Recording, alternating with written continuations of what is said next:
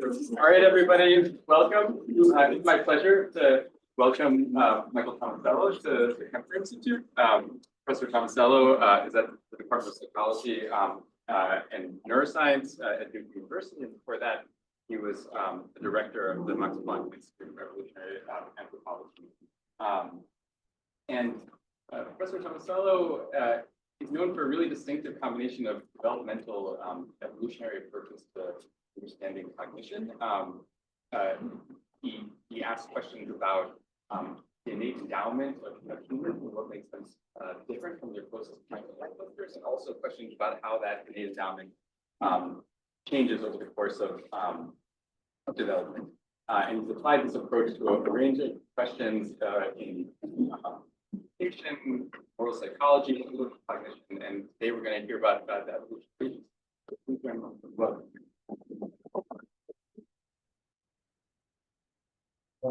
Thank you, Sam. I'm very happy to be here. This Institute for Natural and Artificial Intelligence. I'm focused on the natural side. I just want to warn you about that in advance.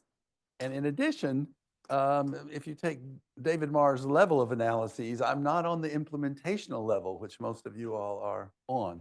I'm more on whatever that other level was, programmatic or program or something like the algorithm, I think he called it. Okay, and so what, as I was yesterday in the Duke Daily News that comes in our mailbox every morning, they just had a program in the engineering school that was using flying moths and what they can teach us about machine learning.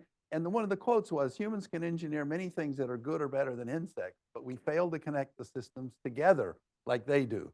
And I thought that was a kind of a nice way of introducing this notion of agency, that what I want to talk about today is the whole organism.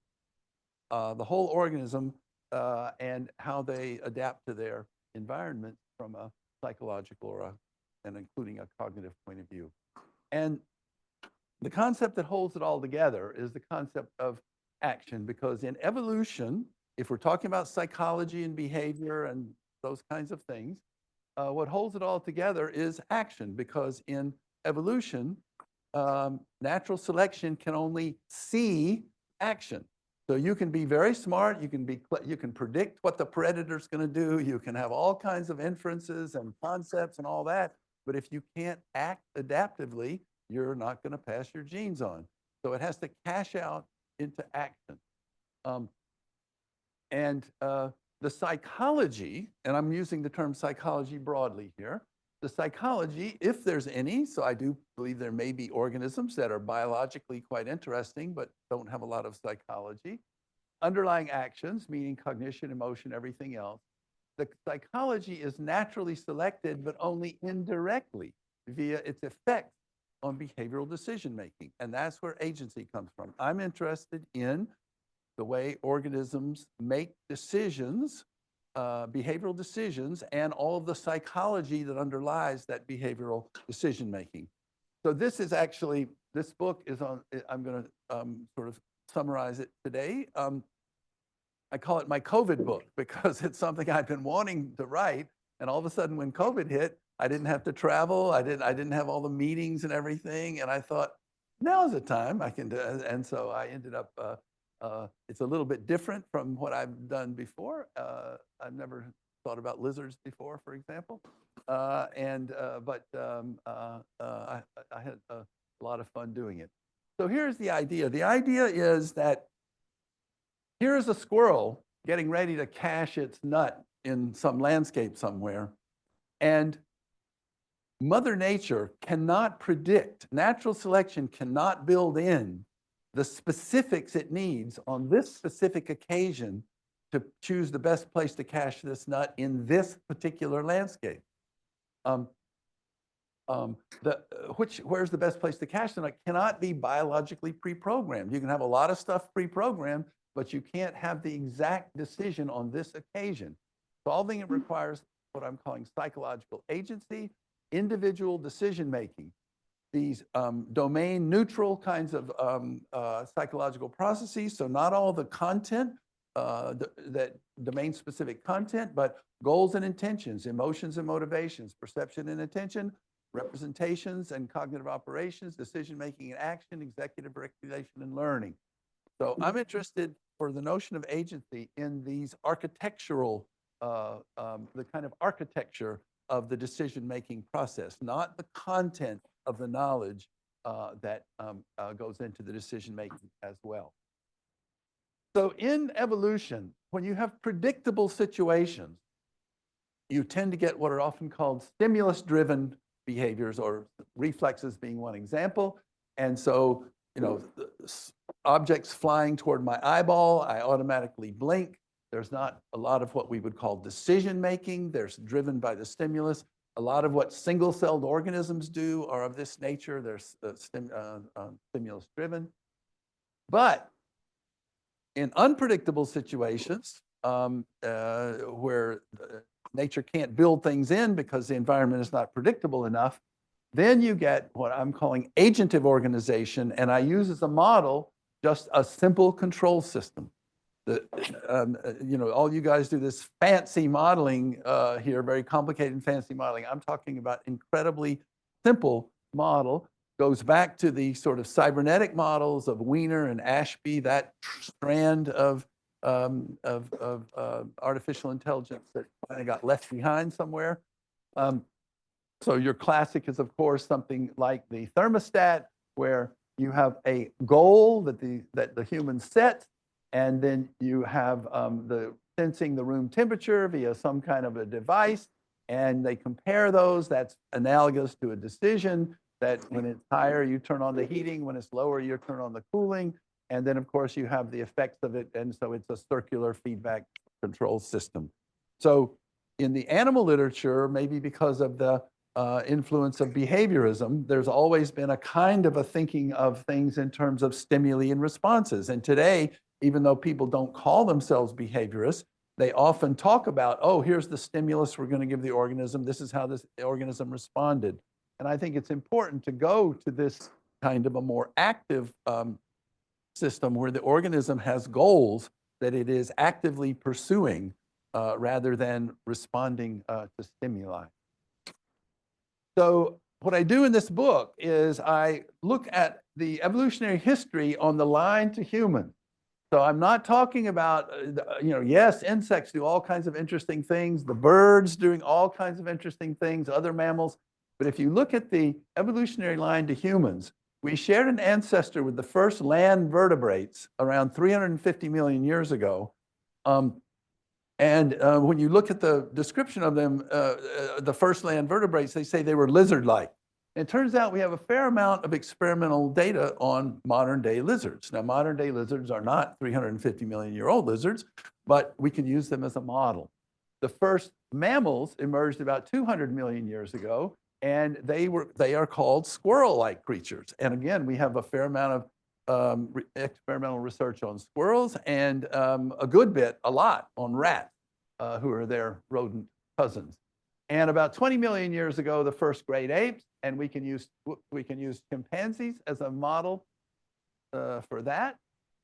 Sorry, don't know what happened there. We can use chimpanzees as a model, as good as any other great ape for that.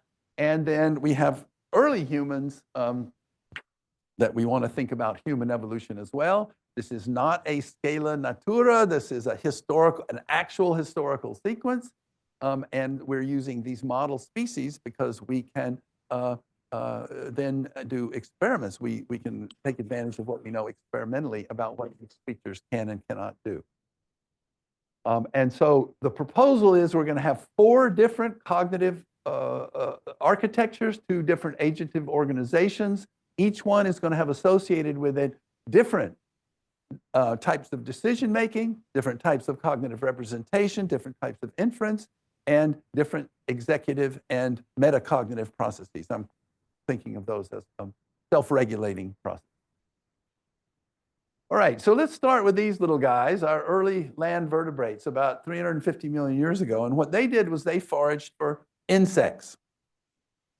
And insects are highly unpredictable. yes, you can build in all kinds of things for this foraging for insects, but at this given moment, this insect is doing whatever it's doing, and I have to be able to make a decision about whether to, what to do to capture it.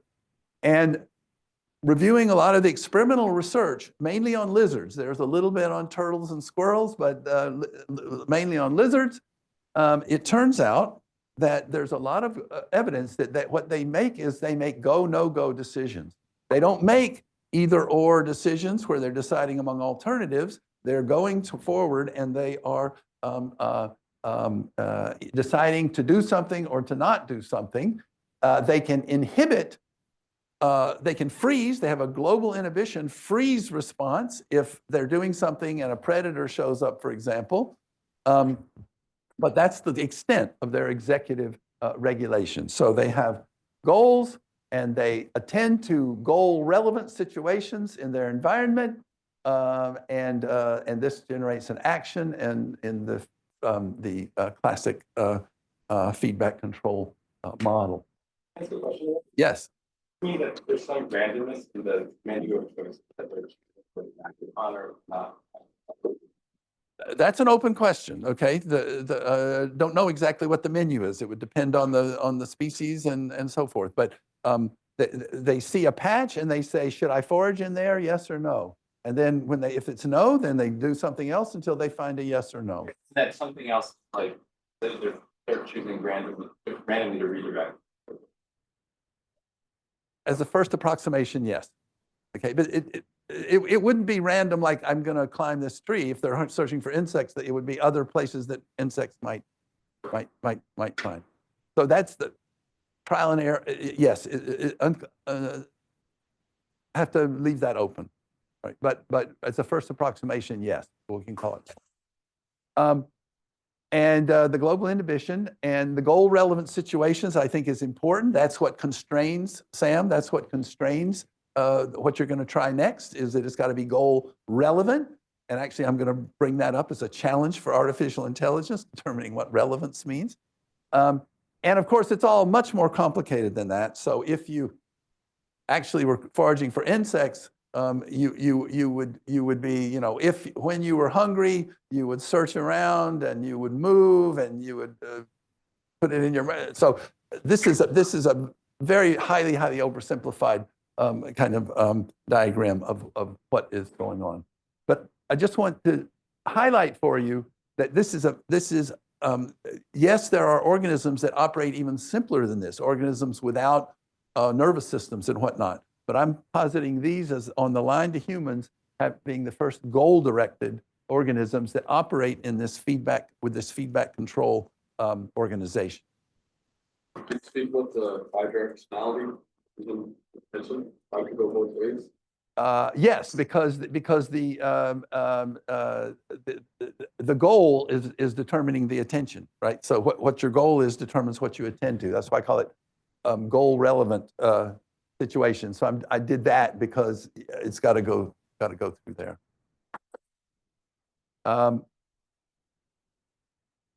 Okay. Intentional agency, these are early mammals, and they are trying to forage. And what is really different about mammals is they are social creatures, and so they're having to make their decisions in competition with others. It's typically scramble competition in mammals. Typically, there's some contest competition, but it's you need to get the food first. So it means you need to make a quick, efficient decision.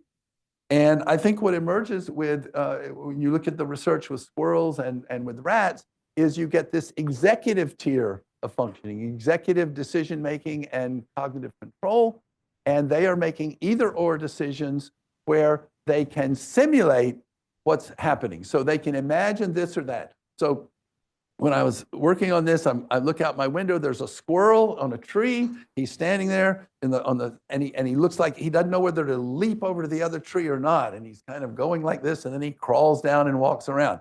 He's imagining what would happen if I leap. Will it be successful or will it not be successful? And there's a research with all kinds of rodents showing in various kinds of experimental situations and how they will choose between alternatives. And they even sometimes look back and forth from one alternative to the other, as my squirrel was doing. And I'm positing that you need a new architecture to do this. You need a new thing where you can imagine possible situations. Also, you can imagine possible effects of things happening in the world. So you need to be able to simulate what might happen if you do something, what might happen if something happens in the environment, and make a value-based decision, a choice between alternative courses of action. And you have not just the sort of global inhibition, but you now have inhibitory control where you are considering an alternative, but you're inhibiting it before you actually do it. So it's not reacting to a predator showing up, but it's controlling the decision-making process by choosing one and inhibiting the other. This kind of operating with simulation allows you to embed one action in another. A lot of developmental psychologists operationalize intentional action as where I want to grab this thing and an obstacle comes up and I can move the obstacle to get to the thing. So I can embed the behavior of obstacle removal in the larger action. So this mentally simulating what I might do allows me to embed one action in another in a more complex way. So this executive tier is enabling all of this simulation and value-based decision-making. So it's driven by the decision-making. The kind of decision-making that has to be done determines the kinds of representations you have to have. And this is something that, again, I've had a lot of interesting talks this morning about artificial intelligence and where we're talking about systems that don't actually act in the world. And I think that when you have a system that acts in the world, and of course you do have some artificial systems that act in the world also, it's the action that drives the kind of architecture you need and the decision-making about the action that you're going to do. Okay, so now we get to something I actually have done research on myself. That was all stuff that I gained from the literature. But in the earliest apes emerged about 20 million years ago, and they had, we know, especially intense contest competition where it's outsmarting others. So what happens with the early apes is they're competing for highly what they call clumped resources. So fruit trees, where one dominant individual can dominate the whole tree. And this kind of competition often has been posited as requiring, or at least encouraging, animals to outsmart one another. So apes develop a kind of theory of mindy kind of thing that I've studied myself. They understand intentional relations. They also understand causal relations, and a lot of research showing that. And a lot of this is coming from this, a second tier, I've called it different things, reflective tier, metacognitive tier, but they are monitoring their own executive level simulations and decision making. They're monitoring their own decision making, and I'm going to show you that in an experiment here. I'm going to come to the experiment just one second. So this is the model that you would get for an ape. It's a two-level model, and what determines the structure of the model is being determined by the executive tiers of operation. So the architecture of our early vertebrates is just action and attention in a control system organization.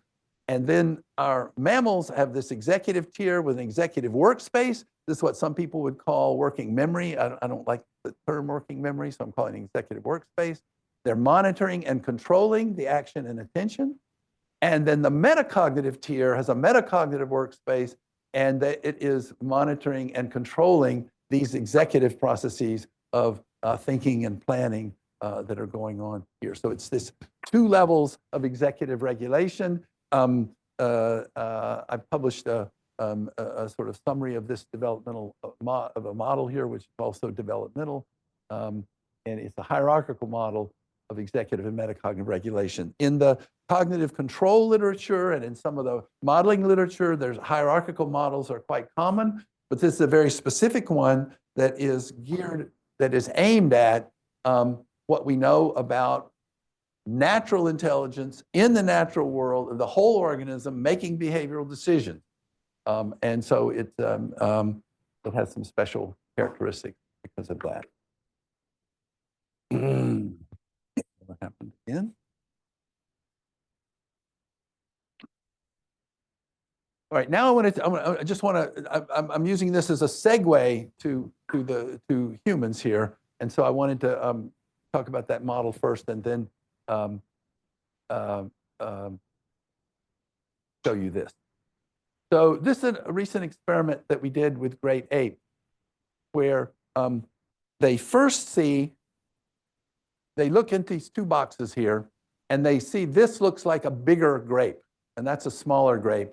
And so we asked them to sort of choose, and they will reach for this bigger grape, but they don't get it. This is important. They don't get it.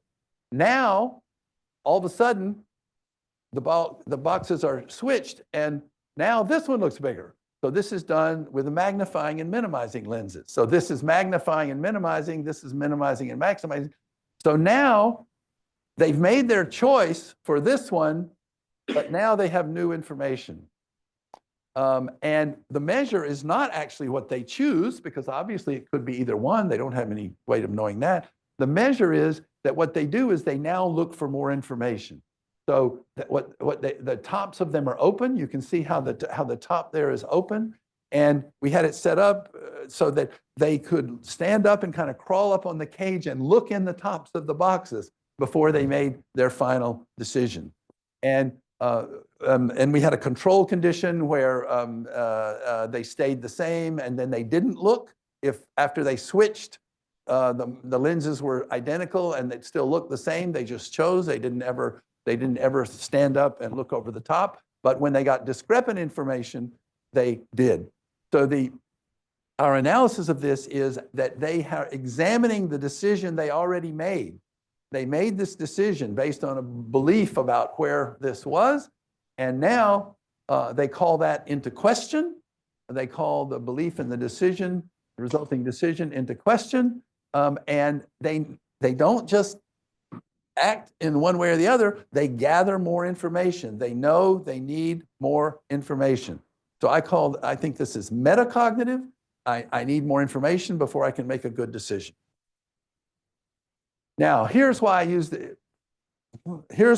this as a transition, because there was, in this same paper, there's another version of the task. And this time the task has two individuals. And so what you're seeing is that this guy is choosing this one.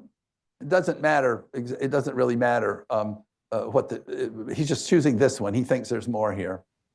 And then the human slides this over to this guy, and he chooses the other one. So we've trained him to choose the other one. He always chooses the other one. Right? And now we slide it back to him, and he has a chance to, again, to look and gather more information. And they don't. They don't care that somebody else thought it was in a different place. They just go with what they originally thought. So there's no double checking. So this doesn't cause a discrepancy. So what we're getting is that when they get new information about the physical world from their own senses, it creates a discrepancy that they need to resolve by getting more information. And when somebody chooses something different, it doesn't prompt that in the same way. And as you can see down here, the 5-year-old children also check in this way. 3-year-old children did not actually check reliably in this way, but even 3-year-old children check when somebody disagrees with them. So when they chose one, and then they see somebody choose another one, and now they get a second chance, they look again and see, oh, which one is it? Is it the one he chose or the one I chose? So they know they need to gather more information to make the best final decision. So this is going to be a kind of this is a hint at where I think humans, another way of coming at what I've been studying most of my career, at what makes human cognition unique. And that is that humans are really tuned into this social dimension of things in a way that even our nearest great ape relatives are not. And it's much more sort of serious than just this about whether you take into account what others think about things, because what I've proposed in a number of places in various manners over the years is that in human evolution, there were actually these a notion of what I call shared agency. Now, I've most typically referred to it as shared intentionality because that's kind of the cognitive side of it. We intend things together. We intend to do this. We have a goal together. That's the kind of shared intentionality. But if you think about it from the action point of view, it's a shared agency. We're doing things together. We're collaborating. And I've proposed 2 steps. One, about 500,000 years ago or so, of joint agency between individuals, where they are actually collaboratively foraging, have a story about the ecology changing in such a way that it sort of forced individuals to collaborate to get food or else go hungry. And they start collaborating in new ways. And there are various ways of characterizing this. The sort of simplest way is that we form a shared goal, that we are going to do something together. And this has a number of different properties to it. They will form a joint commitment to do it together. They will monitor one another's role. They will criticize the other one if they don't play their role well. They'll communicate in order to coordinate. This kind of shared agency, starting with joint agency, generates a lot of new cognitive processes required to coordinate. Those of you who know anything about game theory know that coordination games require recursive inferencing about what he thinks about what I think, or he wants to know if I'm going to go, and I'm only going to go if I know that he's going to go. And so the forming joint agencies has all kinds of cascading effects on some of which I will discuss in a moment. It requires the evolution of new cognitive skills to coordinate these. And then a second step is what I've referred to as collective agency or collective intentionality, some only 100 or 200,000 years ago. And this is going to get us to the cultural stuff like conventions, social norms, institutions, these kinds of collective structures, societal structures, to which the individual needs to be adapted. So this is going to be a process of what is known in the evolutionary literature as niche construction, like beavers build dams, and then the next generations have to adapt to the dams. Ants build anthills, and the next generation has to adapt to living in anthills. We build cultural environments, and children, as they're coming along, have to adapt. They have to be able to create cultural things like conventions and norms, and they have to adapt to the pre-existing conventions and norms. So this shared agency is a way of capturing all of the unique social, cognitive, and normative skills that that humans have developed, including unique forms of communication, both non-linguistic and linguistic. So I've spent a lot of time thinking about the pointing gesture that other creatures do not do, and certainly not in a human-like way. That if I just point over there, I'm basically saying, look over there and you'll know what I mean. So I think there's the communication is evolved to coordinate these shared agencies. So I now have a new book that just came out this fall on trying to use this model to think about human cognitive development.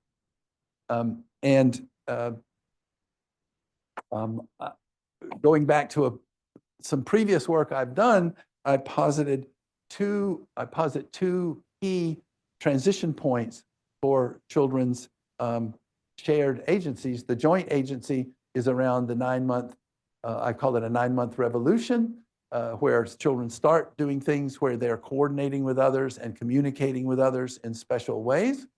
And collective agency at around 3 years of age, where there's an emerging group-mindedness, where they understand themselves to be operating in groups that have conventions and norms that govern things. But further, so I'd already thought about those. And then when I was thinking about, well, I wonder if these different architectures of individual agency, if they map on to human ontogeny in some way. And I'm sure a lot of you have heard the old saw, ontogeny recapitulates phylogeny, and how that's been, we know better now. Well, it's true. Ontogeny does not have to recapitulate phylogeny, and it does not always do it, but ontogeny often does go the same direction as phylogeny. Stephen Jay Gould's book from 1977 called Ontogeny and Phylogeny lays out a lot of the reasons why. If you're building a complex structure, you have to build the first floor before you can build the second floor, before you can put on the roof. So if you're building some complex thing, there are some structural requirements for doing so in a similar order. So I started thinking about these new steps in individual agency that I had laid out in the book on the evolution of agency, and I wondered if you might be able to see those in human ontogeny. And I started out already thinking about this 9-month and 3 years old as special ages in a book called Becoming Human. I gave all the evidence for these two key transition points in uniquely human shared intentionality. But let's think about the early human cognition. So we have Liz Spelke here, who will, I'm sure, correct me if she disagrees with stuff. But I want to say, I'm talking about early infancy. I'm only talking about till 9 months old, not after 9 months. And in 9-month-old, I'm proposing in this book that young infants are making basically go, no good decisions. They have the kind of core knowledge that Liz has proposed. These are perceptual iconic representations. I'm using the word iconic. That's the word Sue Carey uses to describe these core representations. They go beyond sensory perception. They're more abstract, as Liz makes very clear in her latest book. But they are representing the actual world, even though there can be behind an occluder. They're not perceiving it now because it's not tied to the sensory content. It is an abstract, relatively abstract representation, but it's sufficient to recognize things in the world. This is another one of those. This is another one of those, and to learn things about them. So it's attention-directed learning, and the perceptual iconic representations are directing that learning. And the 9-month revolution, it turns out that there are a lot of other things that happen at 9 months that suggest a new level of executive regulation. So this is something I'm actually going to ask Liz about this later, but I don't see any great evidence for executive control before 9 months of age. All the tasks that Adele Diamond does and others do are things like delayed response, which is essentially a yes/no. The delayed response reaction is they know where something is, and then you wait long enough, and they either have to say that it's there or it's not there. And so what you get now in toddlers is much more evidence of them planning actions, so they can embed one action in another. And so inhibit an unchosen action. They can do detours. They can do the detoured response. They solve the A not B error in Piagetian object permanence tasks, which requires them to inhibit a response going to the old place where they found it before, so they can go to the new place where they saw it go. And so they are engaging in much more executive control of their actions and planning and making these either or choices between different alternatives. And so they're planning them out and choosing them before actually acting. And this leads to hypothesis-directed learning, where they can say, oh, what if this? What if I did this? So this is the age starting at about 11 or 12 months, where they start experimenting with the world, throwing things off the high chair and watching them bounce, and pinching the cat to see what happens or whatever, and just saying, I wonder what would happen if I did this. I wonder if this would be the case. So this is a new way of functioning that is made possible by a new architecture with a single level, single tier of executive control is the proposal. And then at around 3 years, you see this emergence of meta-representation. And again, I think there's not good evidence that my colleague Tamar Kushner, who studies metacognition, we have a little bit of back and forth, but she generally agrees with me that toddlers are not doing metacognitive things. That is, thinking about their own thinking and being able to evaluate possible decisions and to evaluate possible plans. And so to actually metacognitively think about your thinking and planning that occurs on the executive level. So, yes. So in this transition from imaginative representation to meta representation, yes, isn't it necessary to have some encapsulation in imaginative representation to know that it's not real for the medical world? Right? Does that not entail some? Well, I know Alan Leslie talks about the quarantining of pretense. Okay, so pretense, where they're pretending like, the stick is a horse or something, yes, absolutely it does. But they're saying what would happen if, seems to me that's just a type of I'm representing, they're still representations of the world. I'm representing the same thing I would perceive, and I may have even perceived it in the past, of a thing tipping over and things spilling out. All right, so. I see. So the pretense is going to show up children are doing some pretending here in the 9 months to 3 years. They're doing some pretending there already. but not meta representation. No. And in fact, the pretending here is more about, you can play roles and you can do all kinds of things that are more complicated. But yes, but I don't think when we imagine what would happen that there's any issue of it mixing up with our perception of the actual world at that moment. So,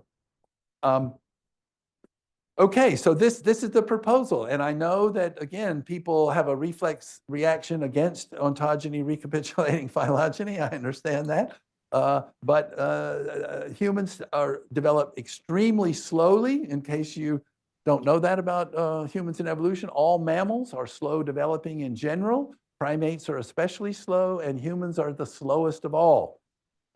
Chimpanzees have, their brains are roughly, our brains are roughly 3 times larger than chimpanzees. But if you correct for size and just say, how long does it take to get to your adult size? Chimpanzees have roughly their full adult size brain by age 2, 90-something% in age 2. And humans don't have a full size brain until age 8 or 9. They don't have 95% of their brain size. So we develop very slowly. Chimpanzees get their own food right after weaning at age 4. Humans, after weaning, a lot of you all are probably graduate students that still have your parents' credit card. So we're not carrying our own weight till much, much later. So, and actually in hunter-gatherer societies, they measure calories in, calories out, of how many calories do you gather during the day and how many do you eat. And it's 16 to 18 years old before adolescents bring in as many calories as they eat. So we're extremely slow developers.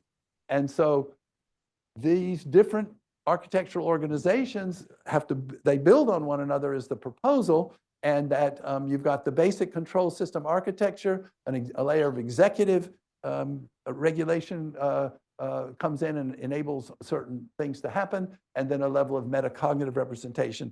And in the new book, I go over the data that suggests this in all cases. And it's, as always, it's never 100% clean, but I think the data support this kind of an account. Yes. Please elaborate a little bit on the evaluation side, because I'm not sure I totally understand when children have hypotheses, for example, how they evaluate, so what would happen. I mean, this is all Bayesian learning, right? This is all what would happen if, and then I do it and I see what happens and I adjust. Yeah. There's no imaginary.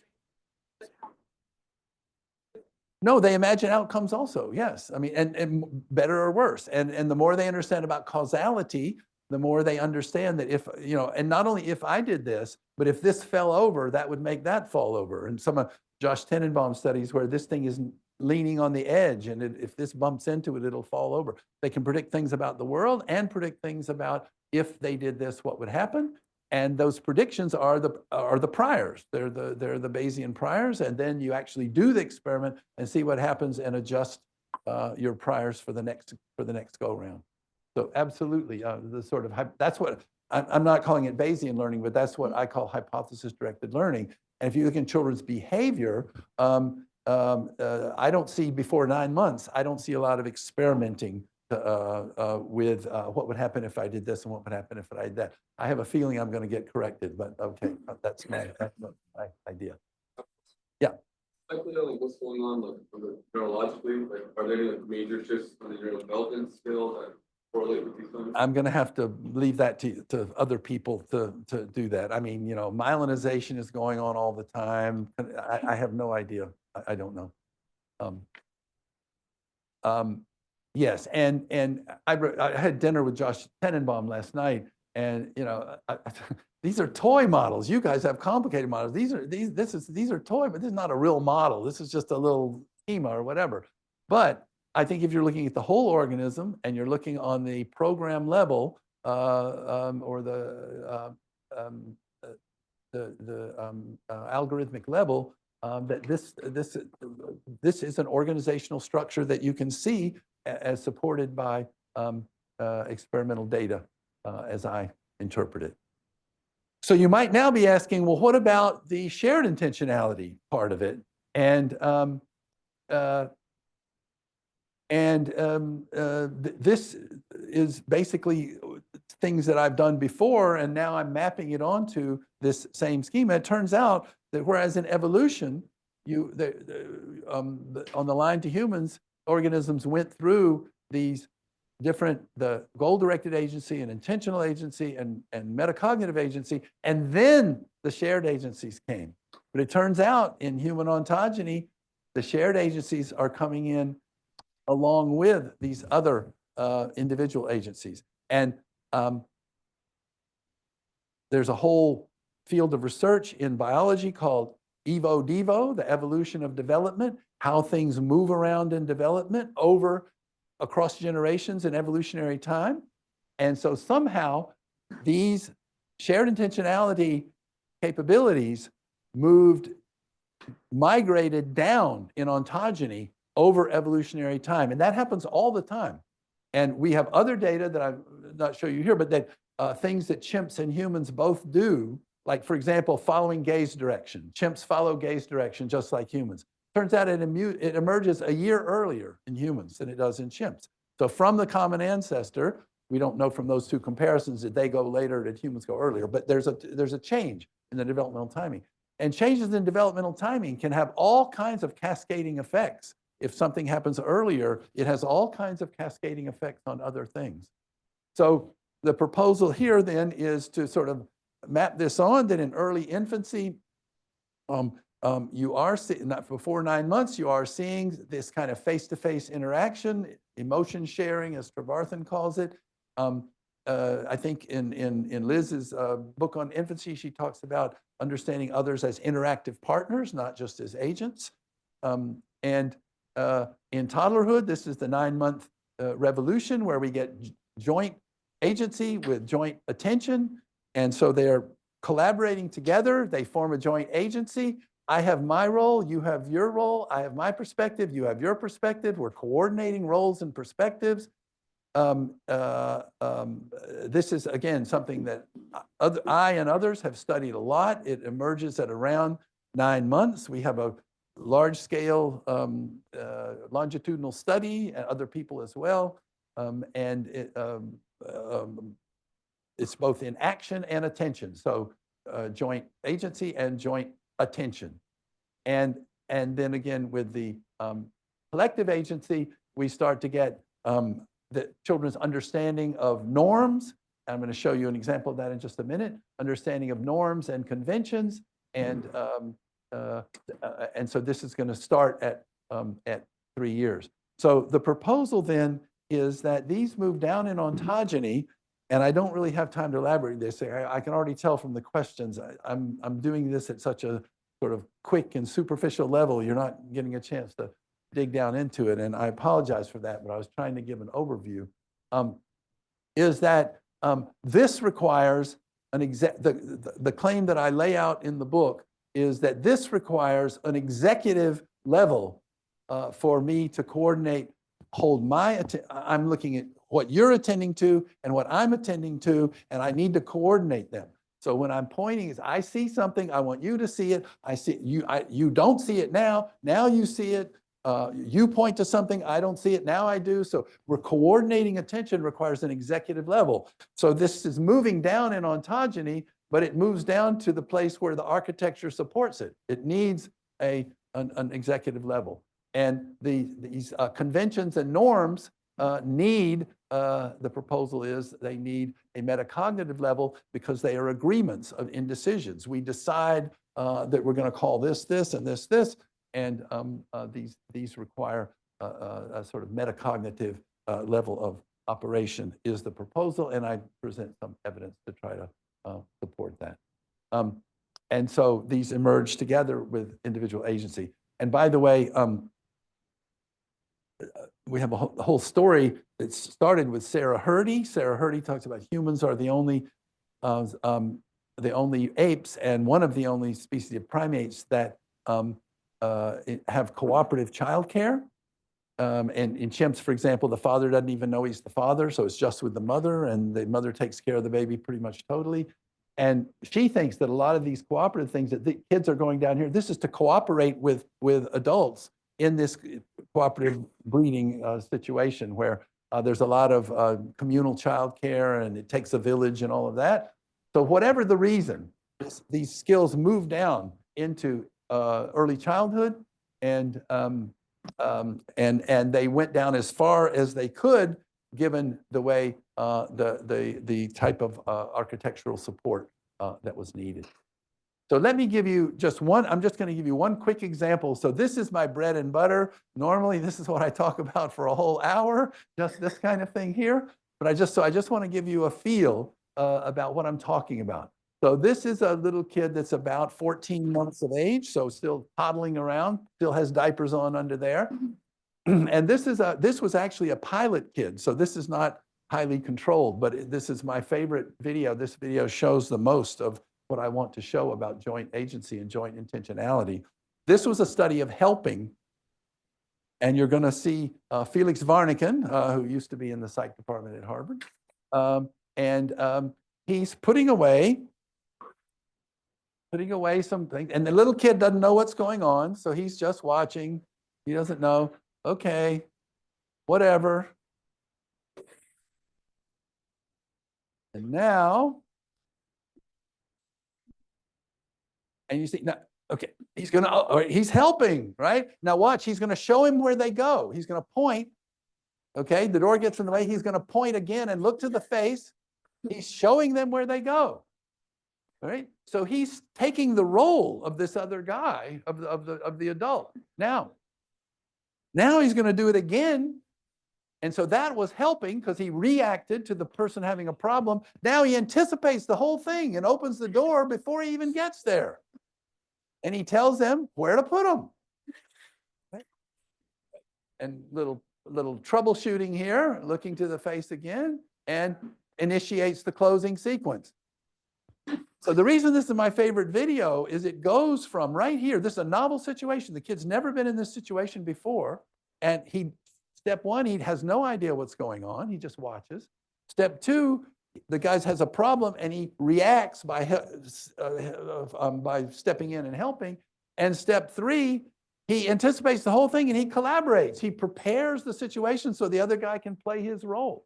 And by the way, if you switch roles, so if the adult sits there next to the thing and points to the magazines or something, the kid will go get the magazines and bring them over and they can switch roles.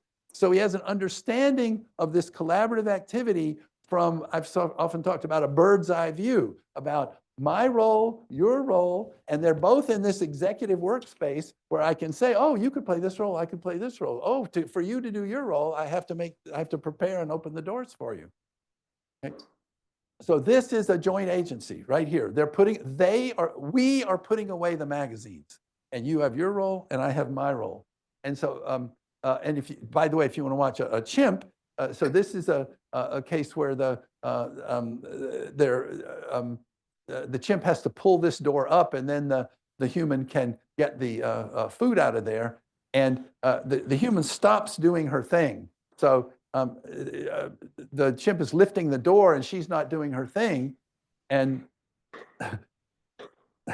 the chimp doesn't try to get her back on. He doesn't tell her what to do. He just tries to reach it himself, or she, I should say. She tries to reach it herself. So there's no real, there's no real coordination going on. So I have characterized this, and I literally, I know this is not the way people think about these things often, but I literally think about this as a cognitive representation. This is what the child is representing. They are representing our goal, our joint attention, my role, your role, my perspective, your perspective. So this is the joint attention level. That's why it's green color coded. We're jointly attending. So one of the arguments we've made, one of the theoretical arguments, is that joint attention requires shared joint attention. Because if you look out one window of the building and see something, and I look out another building, we just see different things. But if I hold this up, you see it like this, and I see it like this. So if we're sharing attention, we have different perspectives on the same thing. I think other animals do not have this notion of perspective. We have naturally in our language, I can call the same animal a dog, an animal. I can call him a pet. I can call him a pest. He's a gift from my grandmother. Right? All the same object is all these different things. We take that for granted. It's nothing, right? All the models that you have of human cognition are going to do this seamlessly, right? But I don't think other creatures have the notion of something, the same object it is something different under different perspectives. And it comes from this of us trying to take the perspective of one another as we coordinate. And so I think this creates the notion of roles and perspectives. So again, to be as concrete and literal as I can, I think we have cognitive representations that represent the other person and their role and their perspective along with our own and coordinate them. And collective agency is, I'm running out of time here, and so I just want to say very briefly that these are understanding symbols as conventions. Of course, they use language before age 3, but they're using it as a kind of a tool to get things done. When they're asked in various ways if they understand that it's a convention, that if other people call it one thing, we call it this thing, it's after age 3 they really understand that. It's only after age 3 they understand things like this person is your teacher, and you see her that's why they giggle when they see their teacher in the store. What's the teacher doing in the store? She's a teacher. She shouldn't be she doesn't have a life. She's just a teacher. And they understand money, which of course takes a while to understand. Most people still don't understand money. The distinction between subjective and objective, normative thoughts. So here's the way it appears. Here's the way it really is. Here's what you think is true. Here's what's really true.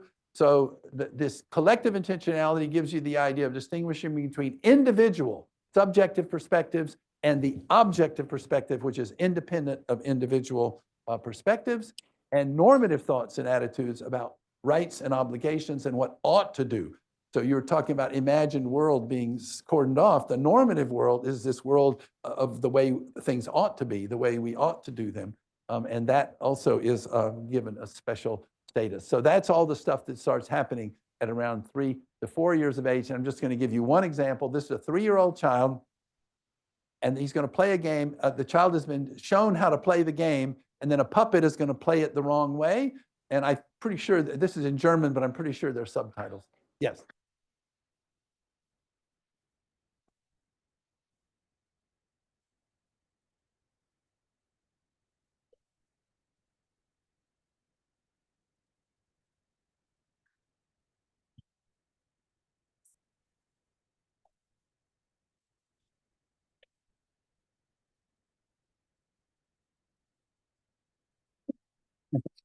Right, wrong, cheated. Okay. So he's got.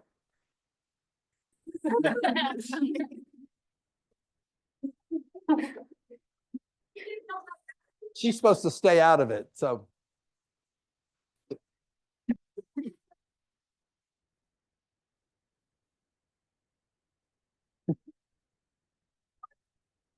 Now, this is a German child.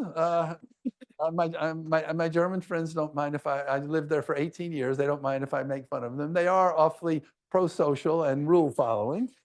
But we have now done it. We have a PNAS paper showing across cultures when one child observes another one breaking the rules, they intervene and say, no, no, no, no, no.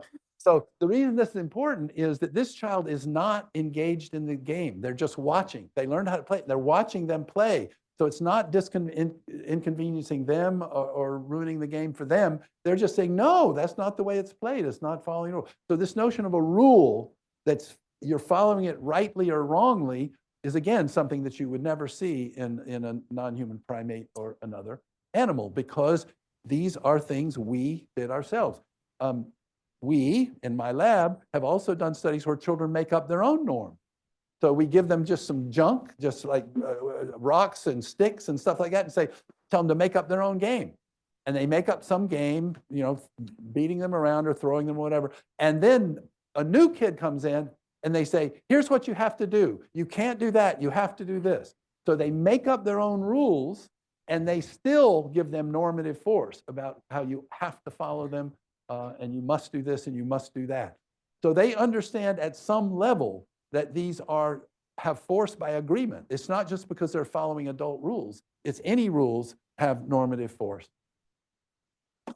So I do want to say that I know a lot of you here are concerned with learning and deep learning and reinforcement learning and all that. And I know that this have to do with finding patterns, that et cetera, et cetera. But I will say that on this program level, on the level of that I'm working at, you see lots of different kinds of learning, both individual and social, in young children's development. So what I've called attention-directed learning in infancy, early infancy, and they can mimic action and emulate results when they watch other models doing things. Toddlers have this hypothesis-directed causal learning, and they can imitate and learn intended actions in the studies by Meltzoff and others, where people don't actually carry out the intentional action, but they look like they're trying to do it, and the kids know what they were trying to do. Metacognitive youngsters engage in various kinds of belief revision. I'm thinking of studies by people like Alison Gopnik, where kids are revising if their prior beliefs are strong, then they require strong evidence to overcome them. If the prior evidence for a belief is weak, then even weak evidence may overturn it. So they are engaging in belief revision based on evidence. And this is the age where you see kids really understanding about pedagogical learning. I'm thinking about some of the things by Tom Griffith and others, Liz Bonowitz here in town also, about kids understanding that someone is teaching them something, generate certain kinds of inferences about that process. And collaborative learning, where they learn by interacting with peers, they learn that there's another way of looking at it. So in the famous Piaget conservation problem, if you put two kids together, one of them say, oh, they still have this one has more water because it's higher. And the other one says, oh, but it's skinnier. And they take different perspectives on the same problem, they can sometimes learn where neither one of them knows the right answer. But by interacting and comparing perspectives, they can learn new things.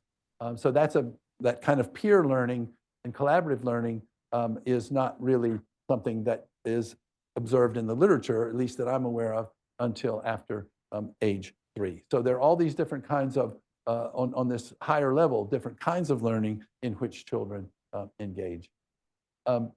Challenges. I've had, again, interesting discussions with people this morning, but I think that if a challenge for an artificial intelligence of one kind or another, some kind of computational model, is understanding goals as action-relevant values. The organism has many different values. A live organism has many values. They have to escape prey. They have to eat. They have to mate. They have to find a burrow or whatever. They have many values that they carry around with them, as I will call them. And then when it comes time to act, they have to form a goal that produces relevant action for values, for the values that are at issue. Attention is value relevant perception. So the organism is equipped with the perceptual capabilities of perceiving all kinds of things, but when it comes time to act, they have to attend to things relevant to the action they want to perform. Skip consciousness. I don't know anything about it. Hierarchies. Anyway, in the book, I claim that consciousness is essentially, it's just attention, but it's attention to your own functioning. But again, that's for a while in my lab, I banned what we call the C word because nobody knows what they're talking about when they're talking about it. But anyway, hierarchies of representation for decision making, and basically the way that I believe in actual real living organisms, the way that action and behavioral decision making drive so many things, does that have implications for the way we might build artificial models? I see what I'm doing now, but it's too late now. And in shared agency, I have for many years, not many years, but for the last decade or so, I have people such as yourselves who are mainly doing modeling, asking me about ways they might model some of these collaboration and joint attention and those kinds of things, and even normative concepts. I'm there with you, hoping that could be done, that we can find ways of modeling it. But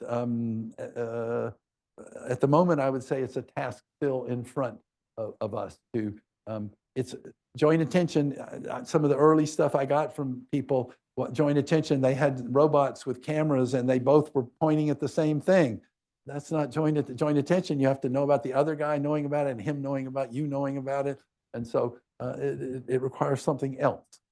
So anyway, I would just come to a conclusion by saying that my thinking about these things over the last years, that the key to understanding the evolution of psychology, and again, in the book on the evolution of agency, I try to say that there's a lot of complicated, interesting stuff that's determined by biology, things that single-celled organisms do and stuff, incredibly rich and whatever. But psychology is when you get an individual making a decision in the moment. And the key to understanding the evolution of psychology is understanding the evolution of agency and decision-making, both individual and shared. These different hierarchical organizations in terms of having an executive and a metacognitive level, and different cognitive representations, inferences, and types of learning that go with these different architectures. And the key to understanding the evolution of uniquely human psychology is understanding shared agency.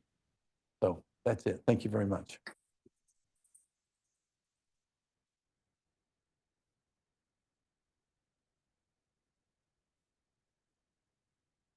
You want me to take my own questions? Liz, you have priority. This was really great, and your studies, as always, are gorgeous. But I have a question about the development of attention and how you're thinking about the, development of action, and how you're thinking about the development of action in relation to the development of knowledge.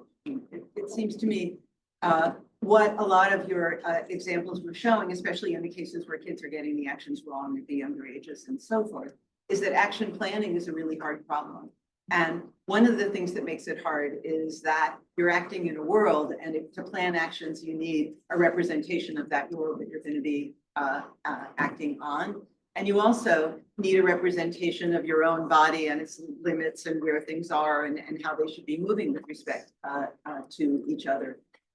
All of which seems to me to be one reason to think that basic abilities to represent the world are going to be in place before you start, before you see them reflected in children's actions, which goes along with the long Piagetian tradition of saying, look, if we just focus on actions, these kids look clueless in many, many situations for a long time. Yes. So I don't disagree with anything that you said about the infant from 1 to 9 months having very, very limited action capacities. But what I think is interesting is that while their abilities to engage in effective actions are very limited, they're still developing enormous amounts of knowledge about the world. Absolutely. Your former colleague, Alika Bergelsen, showed, and many others have shown that they're learning language, and they're learning a basic, very abstract distinction that all languages make between content words and function words. And they're learning what some of the content words refer to. And they're learning to represent and categorize the objects whose shapes are being named by those content words. That's just one example. There's similar examples in the domain of social cognition, learning about who your social partners are and who their social partners are before you're able to engage in any coordinated social actions. And it makes me wonder, how are you thinking about the things you talked about today, the development of action in relation to these other developments? So some of them are because for external reasons, humans develop. Some people would claim we're born before we ought to be, right? Okay, and that we're developing very slowly. And as you have, I mean, that was the revolution in infancy that you were one of the leaders in, that they know all this stuff that they can't express in their actions. So absolutely. However, my claims are about the nature of their representations, that they're not, they can't be evoked voluntarily to imagine things that aren't actually happening. I understand that they know what's happening behind occluders and things like that. They can make inferences like that, but that is inferences about the actual world that I cannot see, as opposed to an imagined world that I know is not happening that could possibly happen. And I know that that Sue doesn't think they have notions of possibility and whatnot, and it's probably true with regard to chance and probability things. But I'm just saying imagined situations that I know are not happening, not bracketing them as possible representations of possible worlds or whatever. Or, anyway. So I just think whatever the infants are doing, it's based in the kind of core representations that you have shown drive much of their behavior. And the either-or decisions is an interesting thing. So because their actions are so limited, it could just be an action thing and not be anything about their representations. But that's why I would view it as a challenge to think about if they have these kind of imaginative representations where they're sort of predictive and anticipatory rather than reacting to the things they see and understand. And of course, they learn about them. So the beautiful things by Lisa Feigenson, where they see a discrepant thing and then they learn. And interestingly, in her 2 studies, in the second study, they're 11 months old and they start experimenting because they see something funny is happening and they experiment. And I would say my prediction would be that an 8-month-old would notice the discrepancy, but they wouldn't experiment. They wouldn't in the same way.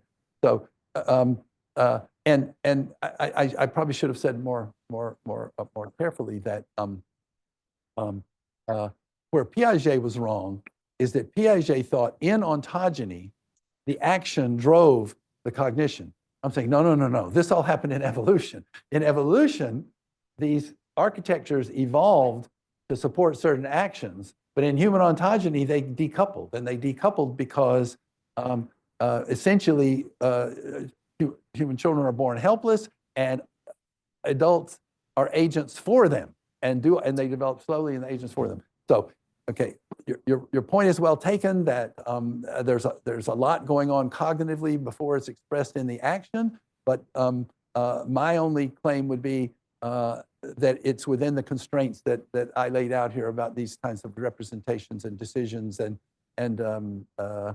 inferences. So I don't think they make causal inferences to the same degree. I know that you and Sue actually disagree on whether cause is a core thing or not, and you think it's derived in some way. But I don't. That sort of Alan Leslie, Michaud kind of experiments. Not sure if that's causality or not. So anyway, a lot. I try to lay out the evidence in the book, but a lot to talk about. Yeah. Thanks. Mhm. Yeah. Oh, and creatures like insects, bees, ants, maybe even fish, who seem to have evolved a collective agency prior to these metacognitive abilities, and so kind of which came first, the collective art. So I would not sign on to your characterization there. Yes, it's collective in a certain sense because they're doing all these things together, but it's not collective in the sense that I'm intending it here, where we all know we're doing it together and we're monitoring one another and we're taking one another's perspective and all that. So it's collective in a broad way, but not in the narrow way that I'm using, is the way I would say that. The closest cases are like the collaborative hunting of lions and chimps do the same thing. But I have long analyses of those things showing that I think that each individual is trying to maximize for itself and they're not really coordinating. And one of the things you see in chimpanzees that's so surprising is when they are collaborating in the limited way that they do, they never communicate to coordinate. They don't say, you go over here, I'll do this, you do that. There's no coordination via communication. And you could say, well, that's just because they don't have the communicative skills, but I think that's part of the issue is that I think humans evolved them precisely to coordinate their collaborative activities in better ways. Yeah. Extending that question. So do you think that communication is a mechanism for shared agency, but on it in itself is not shared agency? Because I feel that some animals, like for example, insects, like they would go back to the beehive and they look through the guns, which is essentially is communicating and is taking the perspective of the other. Because you're assuming that the other bee does not know where the nectar is, right? So, or this is like maybe instinctive and that's why I'm staying on the line to humans, because once you get off into the birds and the bees, and I don't mean birds and bees in that way, but the birds do some incredible things, and these eusocial insects, the bees and the ants and the termites do things. But you know, they have you talk about instinct. I mean, they have a special version of kin selection because they're all like half siblings to one another, and it's this kin selection where I do think it's biology doing all that interesting stuff and not the individual making decisions. And I'm not using the word instinct because that is a word that has a lot of connotations to it and all. But I think there are cases where I would say, isn't biology clever? And then in the case of these other things, biology makes the psychology, makes the agency that enables the individual to make an individual decision. And I don't view the insects as making those decisions, the individuals as making decisions. I think it's pretty much hardwired. Yeah. I know it's hard to be sure about these kinds of evolutionary things, but like, how can you be relatively confident that the decision-making processes of lizards, or even simpler, single cells, are not work hard? That's what I worry about more than the others. I mean, there are various things that I'm worrying about that I'm giving too much credit here or not enough there. That is that these other creatures. I looked at there's a lot of behavioral research on C. elegans and things like that. And they do some really interesting things. And so that's why I punted and said, I'm going to stick on the agents that I think that clearly have this sort of flexible goal-directed behavior. When you look in the animal literature, it's a vague criterion, but the criterion that people use for thinking about something like agency or intelligence or something, is behavioral flexibility. If you change the situation a little bit. So these guys they're clearly animate agents. They sense a chemical in this direction and they go toward it. They sense another chemical and they go away from it. So they are sensitive to the environment. They react to it in reasonable ways. But again, I would say that feels to me like biology has done a great job, okay? But the individual is not saying, oh, there's food over there. I think I'll go over there. Or I'll decide between more food here and less food there. So, but I say I do worry about that a lot. And so I basically am neutral on that question. There's a whole literature on these guys as agents, as all living things as agents. There's a literature on plants being agents. Darwin himself studied Venus flytrap, and we bought a Venus. When I was writing this book, my wife bought me a Venus flytrap for Christmas, and you can just touch it and it goes kick, and it doesn't even have a nervous system. It has nothing. And Darwin studied them. And climbing plants, the plants find the trellis and go and do their thing like this. So I'm going to just punt on those. I'm going to just say I'm not sure what's happening there.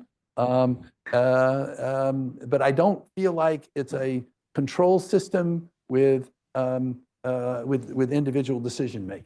That's the way that would be my inclination now. But if somebody showed that, it wouldn't upend my world. I would just say, oh gosh, okay, it started earlier than I thought. Yeah.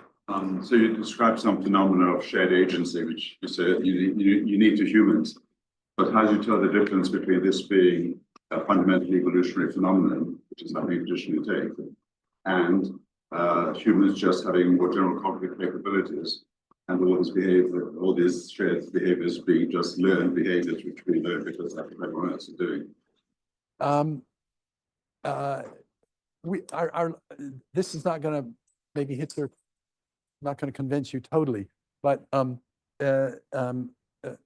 when we've done a survey of, we did a whole task of like 16 different cognitive tasks, some of them social, some of them physical, like understanding causal things, understanding number, understanding space.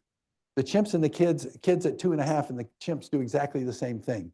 But in the social domain, communication via gesture and social learning and anticipating others' intentions, the kids are scoring like twice as high as the chimps.